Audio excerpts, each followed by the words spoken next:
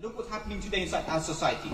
You speak to a Muslim, you remind them about Allah. Everybody says, no, Allah will forgive me, Allah will pardon me, Allah knows what good deeds I do. You don't even pray and you're talking about the good things that you do.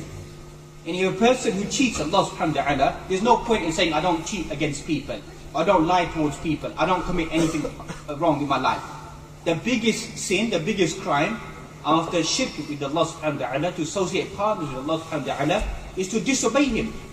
Is to disobey Him, leaving the prayer. That's what we find inside this ayah. قَالُوا لَمْ نَكُمْ مِنَ الْمُصَلِّينَ. A person who abandons the prayer is heading towards Jahannam.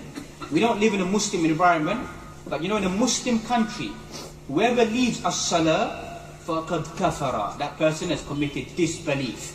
If you live in a Muslim environment, because we don't live in a Muslim environment, many people haven't been taught, praying isn't to do with somebody who's religious, who keeps a beard, or goes to the mosque, or is an elderly person, or comes at the age of 50, 60. As-salah is for every single Muslim.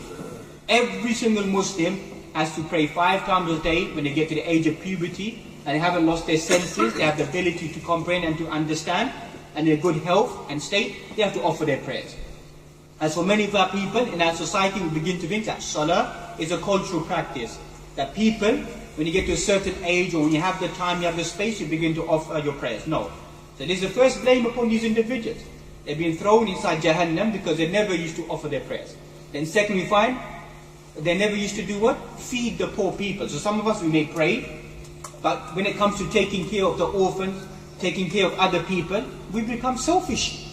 We become selfish. That's why we find a lot of the reason for poverty inside our society and the Muslim world at the moment is out of selfishness.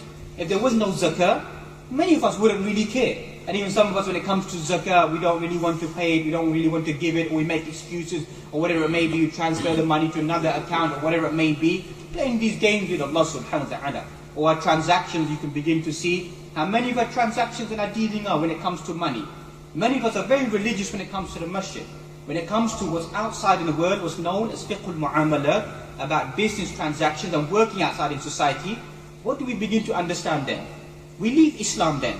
We deal in riba, we deal in interest, we deal in haram, we do haram. We say, because we're living in the West, we have to earn a living. Who says that you have to do that? Who says you have to sell alcohol?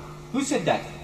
Who said you have to sell alcohol to get by? You can become a street cleaner, you can wash windows. Who's forcing you to sell alcohol?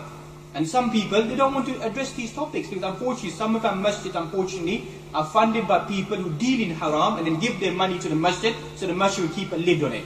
Be silent about it. Don't say anything about anybody because these people might get upset. Because many of our Muslims, unfortunately, their rizq is from haram sources, unfortunately.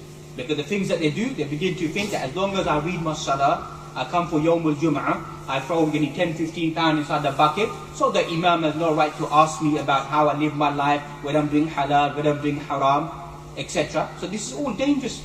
A dangerous belief, that to separate your religious belief from your external belief. When you come out in the wider society, you still try to enforce the teachings of Allah subhanahu wa ta'ala according to the best of your ability.